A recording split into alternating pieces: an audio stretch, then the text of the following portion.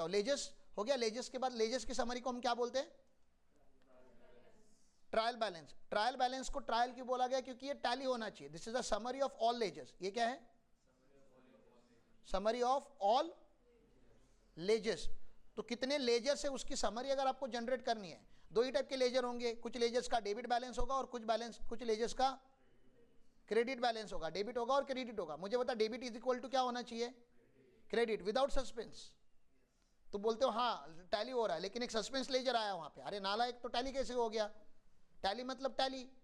अब जब आप ट्रायल बैलेंस निकालते हो तो ऐसा हो सकता है ना कि बुक्स ऑफ अकाउंट्स में कुछ गलतियां हैं, तो जब तक वो एग्जैक्टली टैली नहीं होता तब तक इसको ट्राई करते रहना होता है, इसलिए इसका नाम क्या होता है?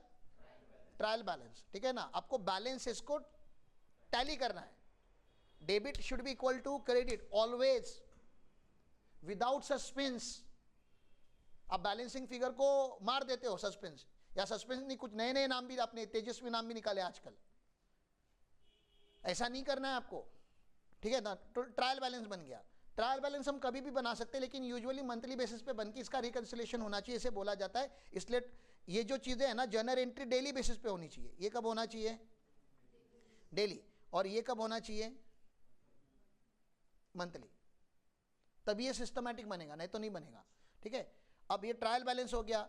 ऐसा जो 12th ट्रायल बैलेंस होता है, कौन सा वाला? 12th ट्रायल बैलेंस, उससे क्या बनता है?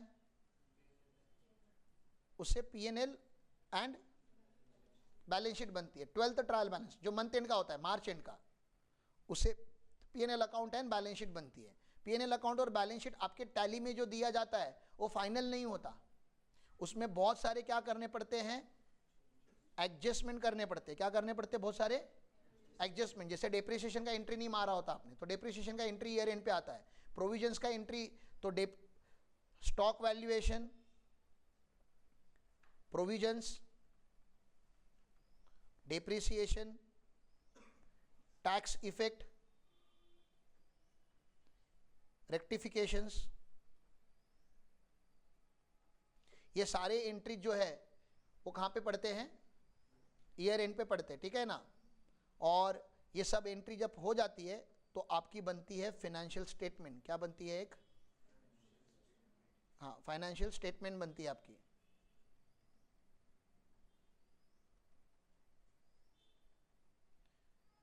फाइनेंशियल स्टेटमेंट में क्या क्या होता है? फाइनेंशियल स्टेटमेंट में statement of profit and loss account होता है, रेवेन्यू स्टेटमेंट जिसको बोलते हैं, बैलेंस शीट होती है, नोट्स टू अकाउंट्स होते हैं, कैश फ्लो स्टेटमेंट होता है, और statement of change in equity होता है। ठीक है? ये 5 चीज़ें मिनिमम होती है। ये क्या दिखाता है?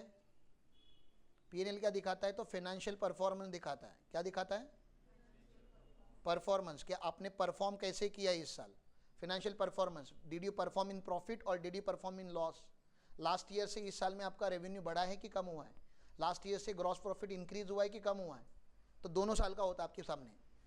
बैलेंस शीट में फाइनेंशियल पोजीशन दिखती है। क्या दिखती है? Financial position of the entity. और ये जो होता है वो एक साल का होता है। ये YOY होता है, ये YOY, ईयर ऑन ईयर, मतलब हर साल का P&L अलग अलग होता है।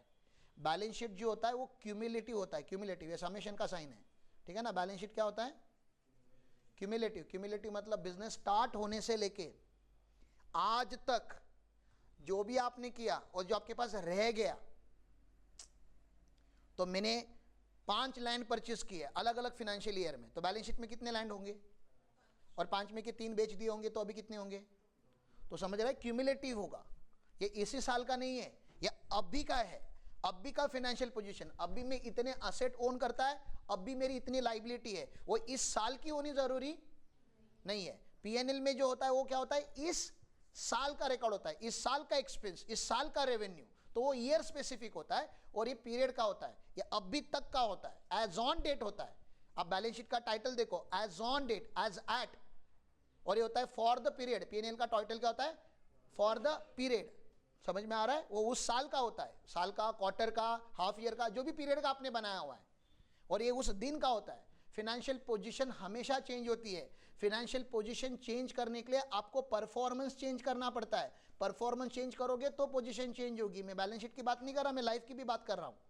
आपकी अगर अपने लाइफ में अगर पोजीशन चेंज करनी है तो आपको परफॉर्मेंस चेंज करना पड़ेगा। Higher the performance higher the position, lower the performance lower the position, no performance no position, bad performance bad position. Simple है ना। फिर सर यहाँ पे मेन आइटम होते हैं, मेन लेजर होते हैं। पीएनएल में पूरा डिटेलिंग नहीं होता, बैलेंस शीट में डिटेलिंग नहीं होता, वहाँ पे मेन लेजर्स होते हैं। सर मेन लेजर्स का डिटेल चाहिए, डिटेल। फिर वो पैरा भी हो सकता है और समरी ऑफ ट्रांजैक्शन भी हो सकता है। तो हमको मेन नंबर्स को एक्सप्लेन करना है, एक्सप्लेन। तो कहाँ पे एक्सप्लेन करते हैं हम? नोट्स टू अकाउंट्स में करते हैं। ये बहुत डिटेल में होता है। यहाँ पे डिटेल्स होते हैं, details with explanation. Details with क्या होता है यहाँ पे? एक्सप्लेनेशन होता है, जो हर नंबर को एक्सप्लेन करता है।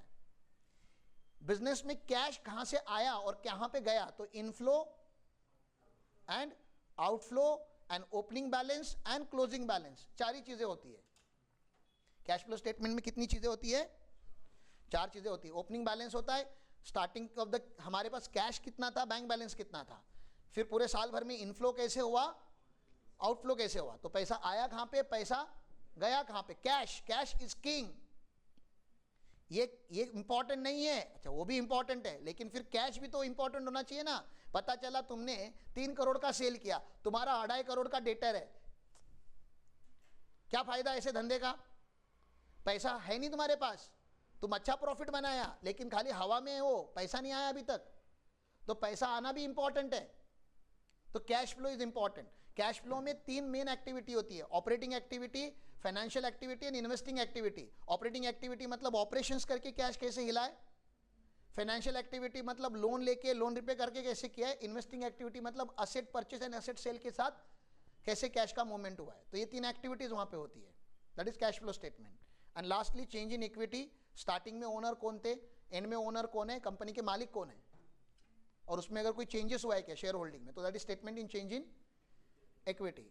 इतना सबका जब समरी बनता है तो फाइनेंशियल स्टेटमेंट क्लोज होता है। और फाइनेंशियल स्टेटमेंट क्लोज होने के बाद अगले लेक्चर में हम ऑडिटिंग कैसे करेंगे, ऑडिट स्टार्ट कैसे करेंगे, उसकी बात करेंगे।